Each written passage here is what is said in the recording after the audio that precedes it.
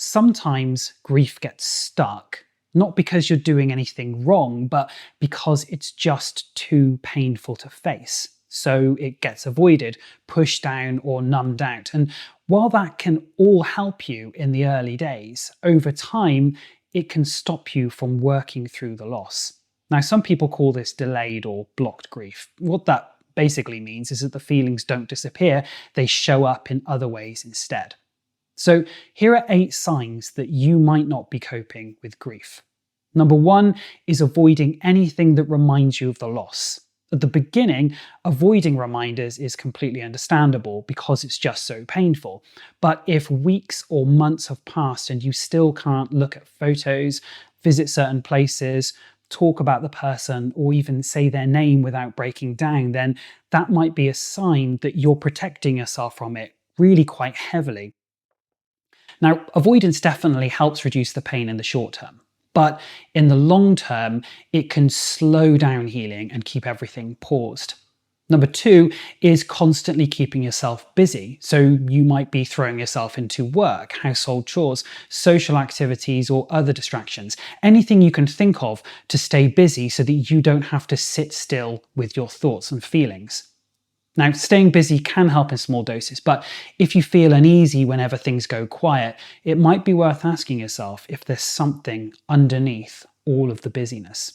Number 3 is withdrawing from others. Grief can make you want to pull the curtains shut and withdraw from the world, and a bit of space is normal, but if that starts stretching into weeks or months and you've stopped replying to messages, seeing friends, or letting people in at all, it can start to feel very isolating. And the thing with isolation is that it usually makes grief feel heavier, not lighter, even though it can feel safer in the moment.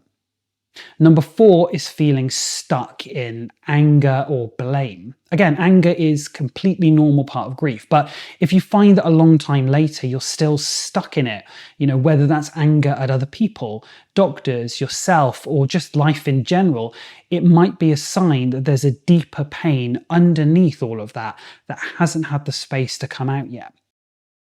Number 5 is numbing the pain with habits or distractions.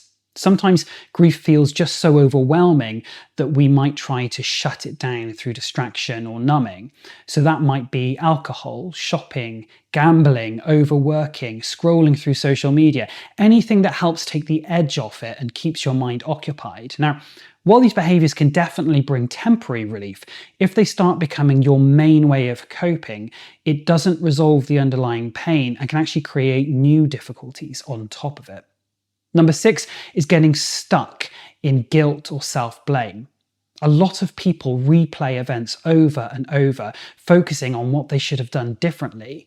So they might have thoughts like, this is my fault, or I should have done more. Those are all normal, especially early on, but when it becomes a loop of self-punishment, it can actually keep you stuck rather than helping you to make sense of things.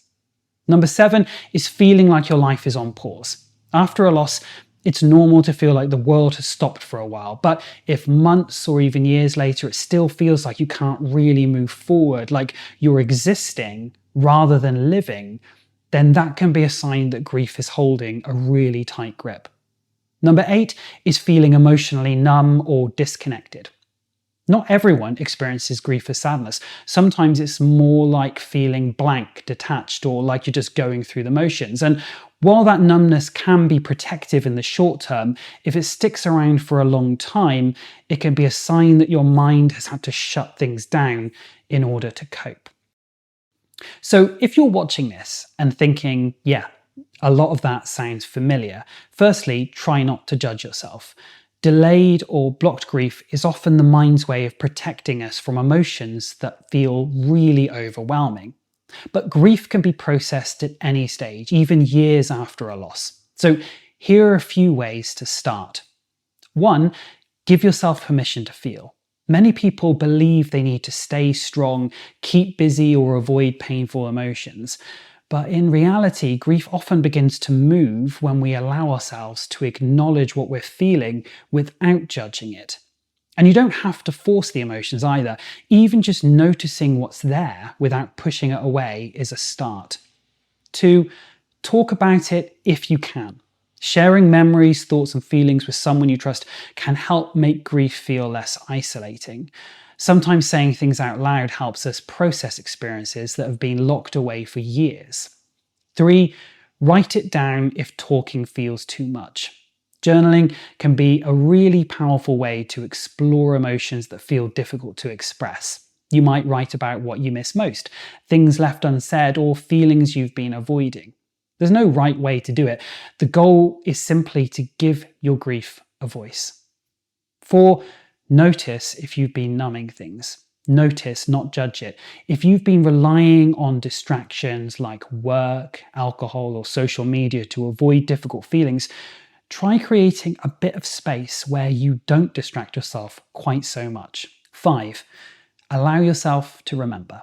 If you've been avoiding reminders like photos, possessions, or memories, just small moments of remembering can be enough. You don't have to force anything. 6.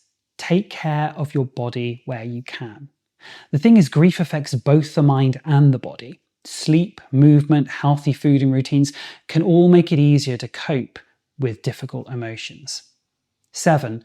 Consider professional support.